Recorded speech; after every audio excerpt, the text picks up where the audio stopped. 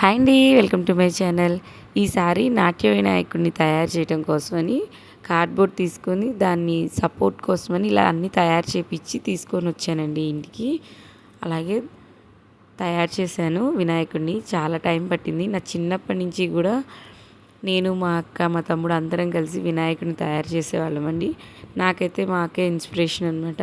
తను చాలా బాగా చేసేది. తను చూసి నేను కూడా చేయాలని అనుకునేదాన్ని.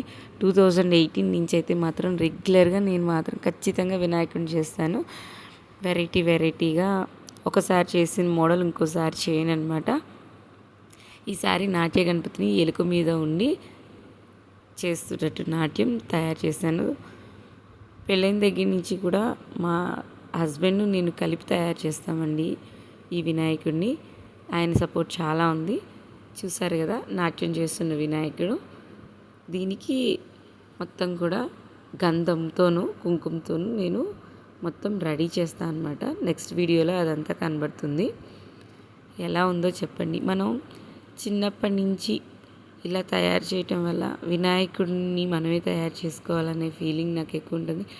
సామాన్యంగా చిన్నపిల్లలందరికీ కూడా వినాయకుడు అంటే చాలా ఇష్టం అనమాట. మన ఫ్యూచర్ జనరేషన్స్ మనల్ని చూసి నేర్చుకుంటారండి. సో మనకు వచ్చిన కళని మన పిల్లలకు కూడా మనం నేర్పియాలి. నేను అలాగే మా అబ్బాయికి కూడా నేర్పాలని కోరికతో ఇది నేను కంటిన్యూ చేస్తున్నాను. అలాగే మా సారు నేను ఇద్దరం కూడా వాడికి ఇలా చెయ్యాలరా అని చెప్పి చేయిస్తున్నాం అనమాట. వాడు ఉండ్రాళ్ళు తయారు చేస్తున్నాడు. 4-5 ఉండ్రాళ్ళు చేసి బొమ్మ చేస్తున్నాను అని చెప్తున్నాడు అనమాట. చిన్నప్పటి నుంచి మనం వీళ్ళకి ఇవి అలవాటు చేస్తే వాళ్ళు కూడా హ్యాబిట్యుయేట్ చేసుకుంటారండి.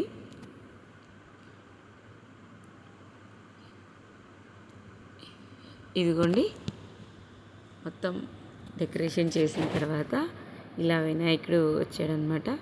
తర్వాత దీనికే మేము పూజ చేస్తాము. ఎలా ఉంది మా బుజ్జి గణపయ్య?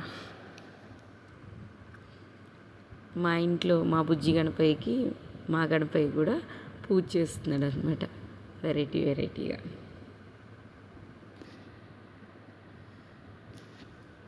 నా వీడియోస్ కనుక నచ్చినట్లయితే please share and subscribe my channel. అలాగే బెల్ ఐకాన్ ఉంటుంది, దాన్ని క్లిక్ చేస్తే నా నోటిఫికేషన్స్ అన్నీ వస్తాయండి.